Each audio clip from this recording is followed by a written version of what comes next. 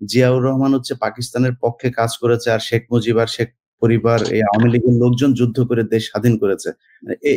এইটা আপনি একজন মানে রণাঙ্গনের যোদ্ধা হিসেবে আপনার মনে হয়েছে? ইলিয়াস, এটা আমার কাছে একটা উদ্ভট মানে কারো কল্পনা উদ্ভট মনে হয়, কারণ আমি জিয়াউর রহমানের সাথে ছিলাম।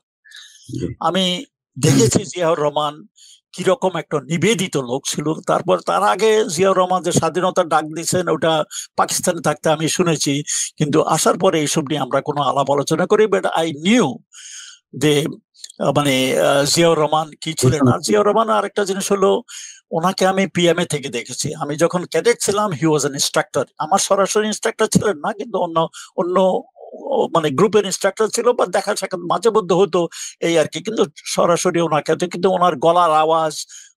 মানে আওয়ামী লীগের লোকজনের সাথে দেখা হয়নি, বা তারা কোথায় ছিল? কাউকে কি বাংলাদেশে এই যুদ্ধের মাঠে কাউকে পেয়েছেন কিনা?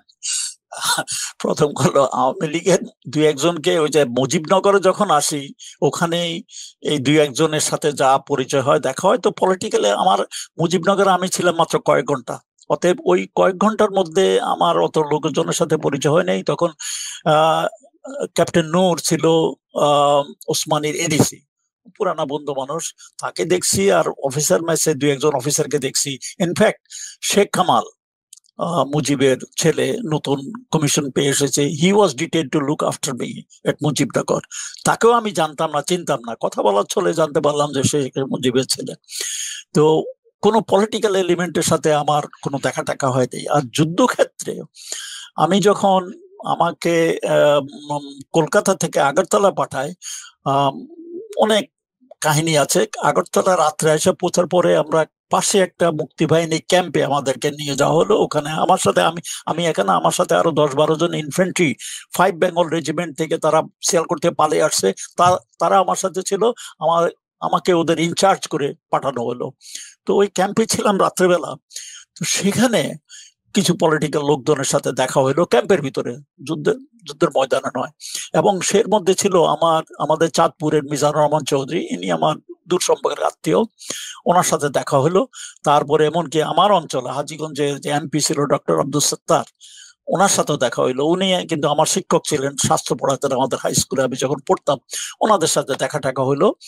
এবং অনেক লোকজন, যুব সম্প্রদায় অনেককে দিলাম, তারা সবাই আমার কাহিনী শুনতে চায়, আমি কেমনে পালায় আসলাম এসব কাহিনী। সারা রাত বড়দের কাছে কাহিনী বলেছি। ওখানে কিছু পলিটিক্যাল এলিমেন্ট দেখলাম, ওখানে আরাম করতেছে, খাইতেছে।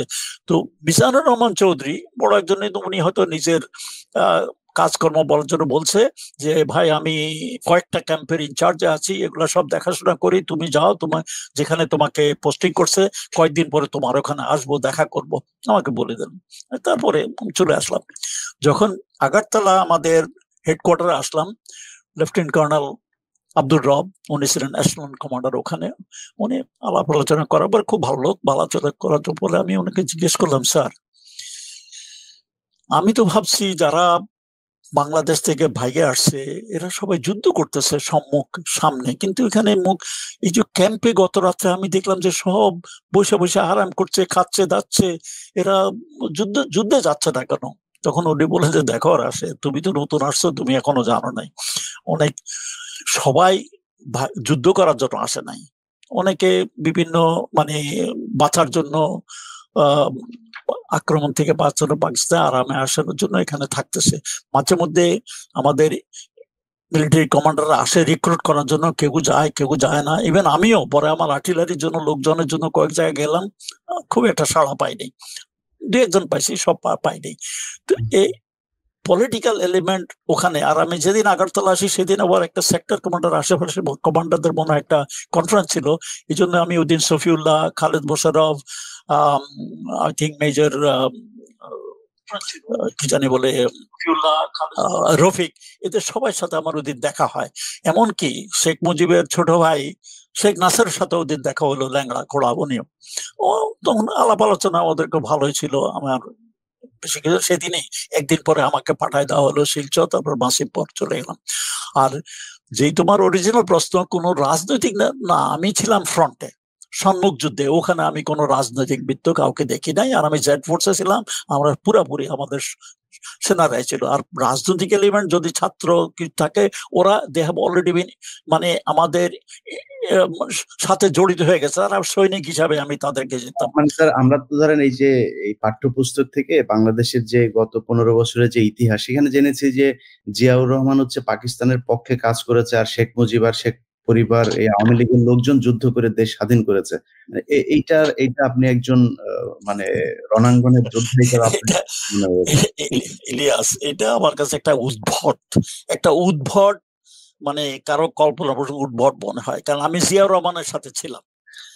আমি দেখেছি জিয়াউর রহমান কিরকম একটা নিবেদিত লোক ছিল। তারপর তার আগে জিয়াউর রহমান যে স্বাধীনতার ডাক দিয়েছেন, ওটা পাকিস্তানে থাকতে আমি শুনেছি, কিন্তু আসার পরে এইসব নিয়ে আমরা কোনো আলাপ আলোচনা করি। বাট আই নিউ যে মানে জিয়াউর রহমান কি ছিলেন। আর জিয়াউর রহমান আরেকটা জিনিস হলো, ওনাকে আমি পিএমএ থেকে দেখেছি। আমি যখন ক্যাডেট ছিলাম, হি ওয়াজ এন ইনস্ট্রাক্টর। আমার সরাসরি ইনস্ট্রাক্টর ছিলেন না, কিন্তু অন্য মানে গ্রুপের ইনস্ট্রাক্টর ছিল, বা দেখা সাক্ষাৎ মাঝে মধ্যে হতো, এই আর কি। কিন্তু সরাসরি ওনাকে, কিন্তু ওনার গলার আওয়াজ মানে দৃঢ়, ওটা আমি চিনতে পারি। এই জন্যই যখন উনি কথা বলতেছিলেন, পরিচিত আওয়াজ শুনে আমি ওই মাসিমপুর ক্যাম্পে দেখতে গেছি, কারণ ওনার আওয়াজ চিনতাম। তখন থেকে ওনাকে জানি। তারপরে যুদ্ধের সময় I became very close to him, because প্রথম দিন থেকেই আমি যখন আমার মানে আর্টিলারির ওই কামানগুলো নিয়ে ট্রেনিং এর প্রায় প্রত্যেক দিনই উনি আসতেন। কৈলাসহর আমার ক্যাম্পে থেকে বেশি দূরে ছিল না, কুকিতলে বেশি দূর ছিল না। উনি প্রত্যেক দিন আসতেন, দেখতেন, বিকজ হি ওয়াজ ভেরি কিন টু সি দ্যাট আমাদের আর্টিলারি অ্যাকশনে যায় যত তাড়াতাড়ি। উনি একদিন আমি বলেছেন, উনি আর্টিলারি এর আগে ছিল না, মানে ইন্ডিয়ান আর্টিলারি মাঝে মধ্যে উনি ডাকতেন, কিন্তু they are not very effective and is not very happy with. And frankly speaking, he didn't want to take much help from India. Whatever ন্যূনতম যা দরকার এর বাইরে উনি নিতে চান নাই।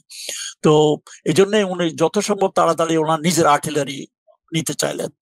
তো এই ক্ষেত্রে জিয়াউর রহমানকে আমি যুদ্ধের সময় দেখেছি।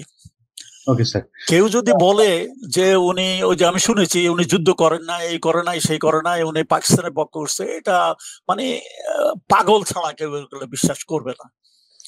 একটা কথা আমি একটু তোমাকে একদিন সন্ধ্যাবেলা দেখতেছি, আমি ফ্রন্ট পজিশনে গেছিলাম, সেখান থেকে ফেরার তারপর দেখি লম্বা মানে দেখি যে ট্রাকে করে সৈন্যবাহিনী যাইতেছে, সব ওজি, মানে ইন্ডিয়ান অলিভ গ্রিনের ইউনিফর্মে। তো আমি ভাবলাম এরা ইন্ডিয়ান হবে।